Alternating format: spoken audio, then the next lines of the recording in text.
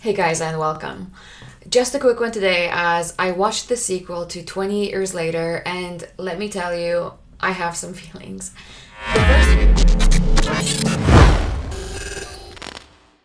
Some feelings. The first 20 Years Later came out last year, and so this one was released just a few months later, as both movies were made before the first one came out. And the sequel builds off of the first movie. So, as much as you can get away with not watching all of the previous films prior to this one, I definitely wouldn't recommend going in without having watched 20 years later prior to this viewing. And as a bit of a refresher, in part two, we're following Spike, who at the end of the last movie ran into the Jimmies.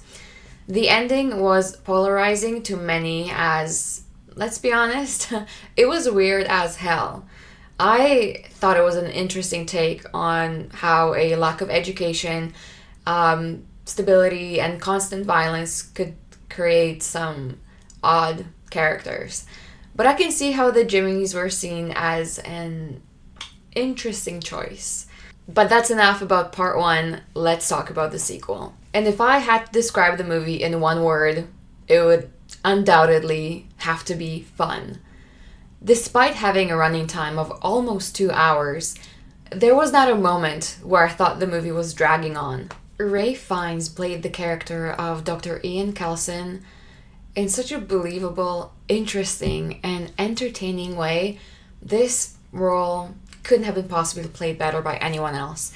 And there's a scene which will forever stay in my mind as so incredibly entertaining. It just had me smiling throughout. And to see Ray Fiennes have so much fun with it, I can only imagine what it was like filming it. And although I don't think we see actors get nominated for Oscars for horror movies very often, especially those who don't play serious roles, and The Bone Temple definitely does not take itself very seriously, I would love to see him nominated for the award.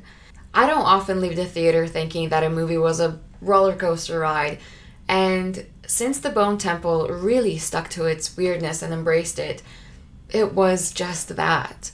And of course, Jack O'Connell's performance as Jimmy, of course, was outstanding as well. I loved how the movie explained, well, maybe not his origin story, but it gave just enough to give us an idea of what took place in his mind in order for him to become this incredibly ruthless, misguided individual.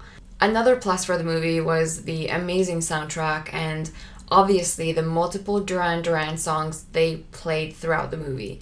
I was lucky enough to see them live, I want to say 8-ish years ago, and needless to say, I was ecstatic to hear one of my favorite 80s bands used in the movie. In terms of the storyline, once again, I'm happy to report they managed to keep it fresh, interesting, and despite it being number 4 in the franchise, the movie had an actual plot.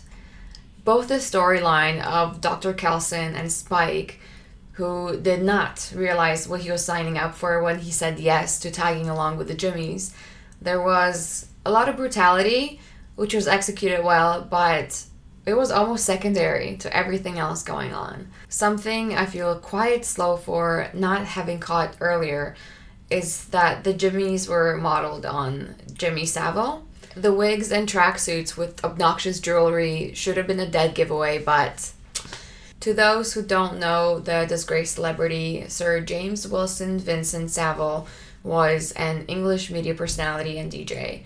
He was known for his eccentric image, charitable work, and hosting some BBC shows. However, he was also a serial sexual abuser who victimized over 100 people. Multiple documentaries have been made to cover the story, and I think I watched the one released on Netflix way back when it was released. And the last thing I want to touch on, and hear me out.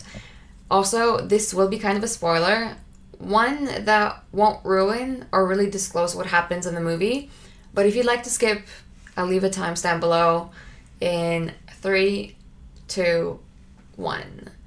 Okay, did anybody else think about the episode of Black Mirror called Men Against Fire at the beginning of the movie when we were shown what Samson, or I guess the infected in general, see when they look at people without the affliction? So, in the episode of the show, we follow a young soldier deployed in a near future military unit tasked with exterminating so called roaches. And these are humanoid creatures described as dangerous and disease ridden, rabid, basically. And the soldier and his squad are equipped with an implant called MASS, which enhances perception, provides tactical overlays, and filters reality in ways that make combat faster and emotionally easier. And to the protagonist, roaches look monstrous. They have distorted faces, animalistic movements, and these shrill screams. And killing them is framed as grim but necessary work. This soldier, however, begins to experience glitches, these brief moments where this overlay slips, and during those brief moments, these roaches look human. And as the episode goes on, we learn the truth. The roaches are not monsters at all. They are, in fact, ordinary people, ethnic minorities, political dissidents, and the undesirables, whose appearance and voices are deliberately altered by the implant. And this implant rewrites sensory input so soldiers see enemies as inhuman. So when they hear their screams as animal noise, it suppresses their empathy and they don't feel as much guilt. They don't have these traumatizing memories, and it allows the soldiers to function efficiently without psychological collapse. Which brings me to my point. Was Danny Boyle inspired by the episode, which came out in 2016? And to be fair, it's not like it's the most novel idea, and there is a high likelihood of the two having nothing to do with each other. But I am curious to see where the future movies take this. So now, go watch the movie. And thank you so much for watching. As always, if you've seen the movie, let me know your thoughts. And if you enjoyed the video, please like and or subscribe. I hope to see you in the next one. Bye.